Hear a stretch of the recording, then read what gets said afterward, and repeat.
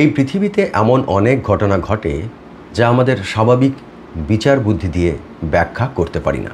তখন আমরা হয় বিষয়টিকে গাঁজাখুরি বলে উড়িয়ে দিই, নয় কল্পকাহিনীর তকমা সেঁটে দিই। শহুরে জীবনে অভ্যস্ত মানুষ সব কিছুকে ফর্মুলায় ফেলে তার সমাধান খুঁজতে চায়, কিন্তু হিমালয় এমন এক রহস্যের আধার যে রহস্য আজও কেউ ভেদ করতে পারেনি। হিমালয় যেমন সুন্দর তেমনই ভয়ঙ্কর, আর সেই হিমালয়ের অধীশ্বর স্বয়ং দেবাদিদেব মহাদেব, যিনি নিজেই ভাঙেন, নিজেই আবার গড়ে তোলার পরীক্ষা নেন। হিমালয়ের বুকেই ছড়িয়ে ছিটিয়ে আছে মহাদেবের অজস্র বাসস্থান। তার মধ্যে একটি হলো কল্পকেদার, যা কিনা কেদারনাথের থেকেও পুরনো। এই তথ্য হয়তো অনেকেই জানেন না।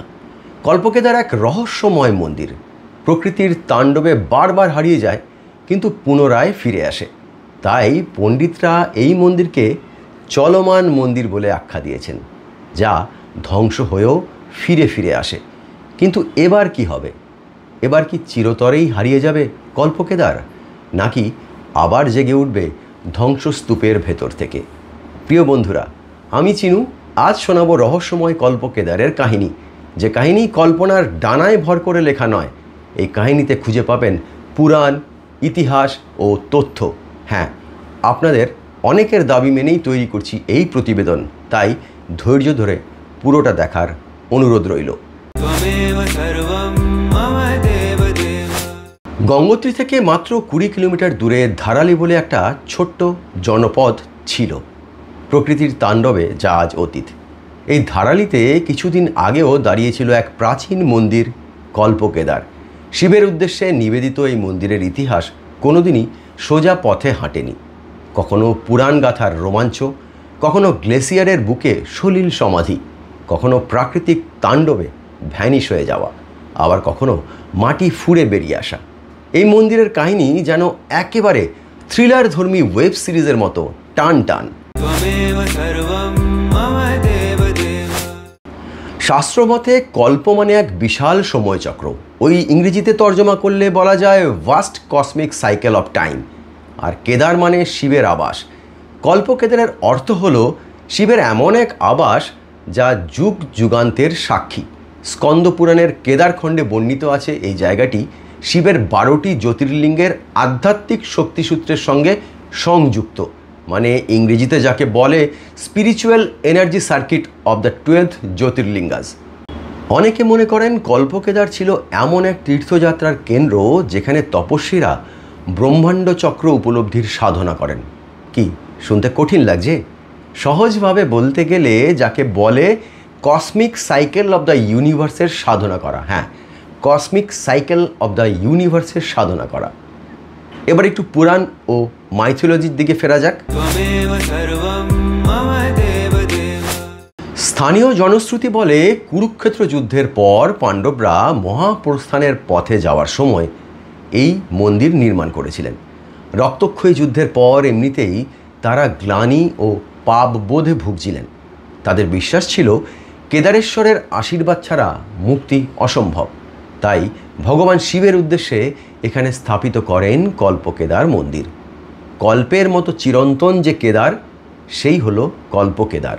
কি বোঝাতে পারলাম?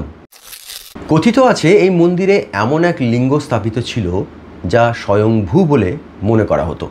এখানেই শিব নাকি পাণ্ডবদের অন্তিম যাত্রার অনুমতি দিয়েছিলেন। কেদারনাথ মন্দিরের আগে তৈরি করা হয়েছিল এই কল্পকেদার। জনশ্রুতি অনুযায়ী এই কল্পকেদারে বসেই পাণ্ডবরা কেদারনাথ মন্দির নির্মাণের পরিকল্পনা করেছিলেন। কেদারনাথ মন্দিরের নকশাও তৈরি হয়েছিল এই কল্পকেদারে বসে। শুধু কল্পকেদারই নয়, ভাগীরথী ও ক্ষীরগঙ্গার তীরে গোটা গঙ্গোত্রী উপত্যকায় 283টি ছোট বড় মন্দির তৈরি করেছিলেন পাণ্ডবরা।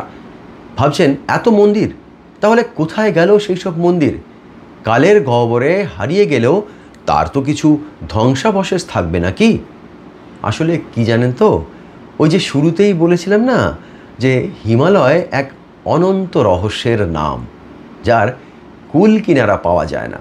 ঠিক তেমনি হিমালয়ের মন্দিরগুলোর সঙ্গেও প্রলয় বা প্রাকৃতিক দুর্যোগের চিরন্তন একটা সম্পর্ক রয়েছে। যাকে বলে একেবারে এক দুজে কে লিয়ে, মানে ওই এক দুজে কে লিয়ে। ভূমিকম্প, হিমবাহের পথ বদল, ভূমিধস, হড়পাবান, বন্যা, বছরের পর বছর নানা ধরনের প্রাকৃতিক দুর্যোগে তলিয়ে গিয়েছে সেই সব মন্দির।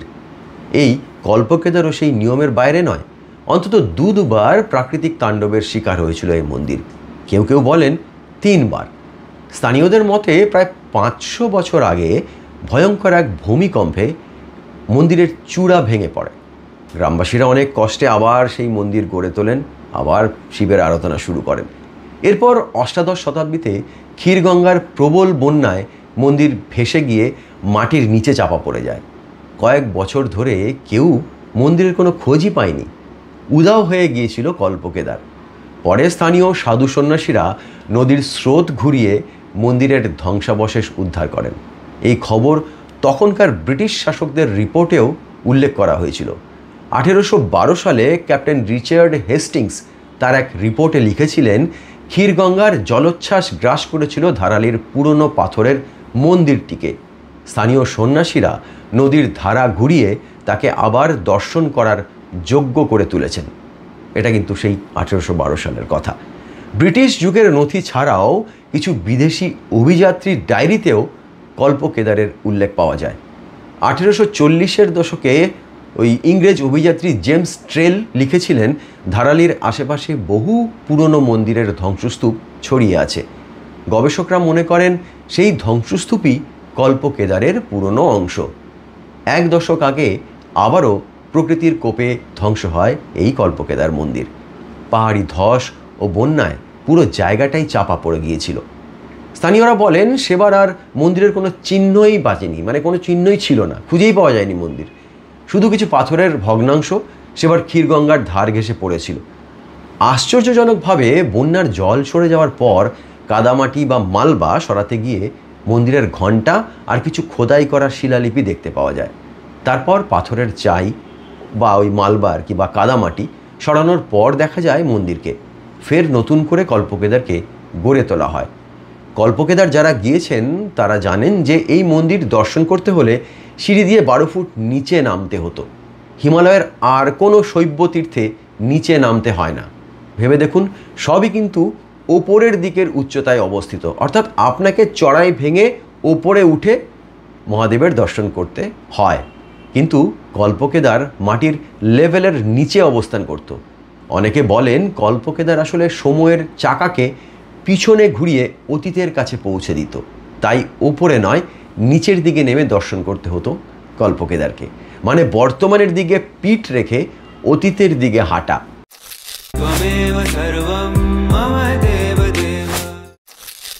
আসলে কল্পকেদার শুধুমাত্র একটি মন্দির নয়, কল্পকেদার স্থানীয় মানুষের কাছে বিশ্বাস ও আশ্রয়ের প্রতীক। তারা বলেন শিব নিজেই পরীক্ষা নেন, যতবার ভাঙেন ততবার গড়তে হয়। এই বিশ্বাসী গ্রামবাসীদের বারবার মন্দিরকে ফিরিয়ে আনার অনুপ্রেরণা জুগিয়েছে। মন্দিরের সঙ্গে যুক্ত এই পুনর্নির্মাণ ও ধ্বংসের কাহিনী হিমালয়ের দেবালয়ের প্রকৃত রূপও তুলে ধরে। এখানে মন্দির মানেই কেবল পাথরের স্থাপত্য নয়, বরং প্রকৃতির সঙ্গে মানুষের চিরন্তন যুদ্ধের প্রতীক।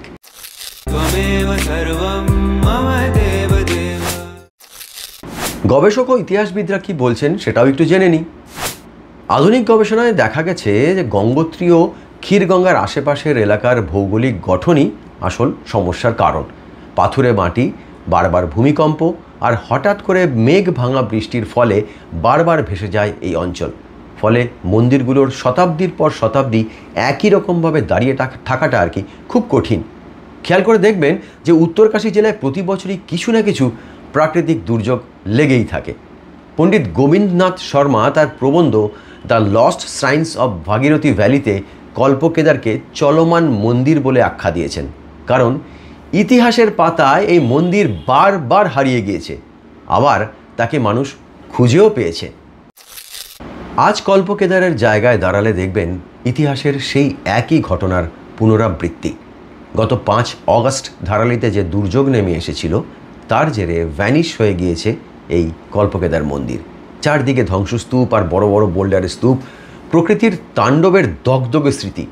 স্ক্রিনে আপনারা এই মুহূর্তে সেই ফুটেজ দেখতেও পাচ্ছেন। এখানেই ছিল কল্পকেদার মন্দির। আর আজ কি অবস্থা দেখুন, চিনতে পারছেন জায়গাটাকে? যদিও জেসিবি দিয়ে খোঁজ চালানো হচ্ছে মন্দিরের। স্থানীয়রা বলছেন ধ্বংসস্তূপের 30 ফুট নিচে চাপা পড়ে আছে কল্পকেদার মন্দির। তাকে ফের উদ্ধার করাটাই মূল চ্যালেঞ্জ। এই সব কিছুর মাঝে কল্পকেদারকে নিয়ে যে ধরনের কাহিনী লুকিয়ে আছে তা হিমালয়ের আর কোনো মন্দিরের ক্ষেত্রে দেখা যায় না। অন্তত এত নাটকীয়ভাবে তো নেই। পুরাণ থেকে শুরু করে ইতিহাস, হিমবাহের পথ বদল, ভূমিকম্প থেকে মেঘ ভাঙা বৃষ্টির জেরে বন্যা, গ্রামবাসীদের লড়াই থেকে ব্রিটিশ কর্তাদের রিপোর্ট, সব মিলিয়ে কল্পকেদার যেন এক জীবন্ত কাহিনী। পাহাড়ের গায়ে খোদাই হয়ে থাকা মিথ, মানুষের স্মৃতিতে আচ্ছন্ন হয়ে থাকা কিংবদন্তি আর ইতিহাসের পাতায় লুকোনো দাগ, সব মিলিয়ে কল্পকেদার এক অনন্ত রহস্য। প্রকৃতি হয়তো মন্দিরটিকে মুছে দিয়েছে, কিন্তু মানুষের আস্থা ও ভক্তির মধ্যে কল্পকেদার এখনও অটুট, অবিনশ্বর। হিমালয়ের বুকে এই মন্দির প্রমাণ করে দেবতার আসল শক্তি পাথরের গায়ে নয়, মানুষের বিশ্বাসের ভেতরেই বেঁচে থাকে। আর সেই বিশ্বাসই বারবার কল্পকেদারকে ফিরিয়ে আনে ধ্বংসস্তূপের ভেতর থেকে। আপনাদের দেওয়া প্রতিশ্রুতি রক্ষা করতেই কল্পকেদারকে নিয়ে আমার এই প্রতিবেদন। এই ধরনের প্রতিবেদন তৈরি করতে প্রচুর পড়াশোনা ও রিসার্চ ওয়ার্ক লাগে, যা পরিশ্রম সাপেক্ষ কাজ। এই কন্টেন্টে কোনো বিনোদন বা বাজার চলতি চটুল মশালা নেই। তাই যারা ধৈর্য ধরে দেখেছেন তাদের ধন্যবাদ। কেমন লাগলো তা জানাতে কিন্তু ভুলবেন না। আপনাদের মতামতের অপেক্ষায় রইলাম। তাহলে আজ আসি, টাটা।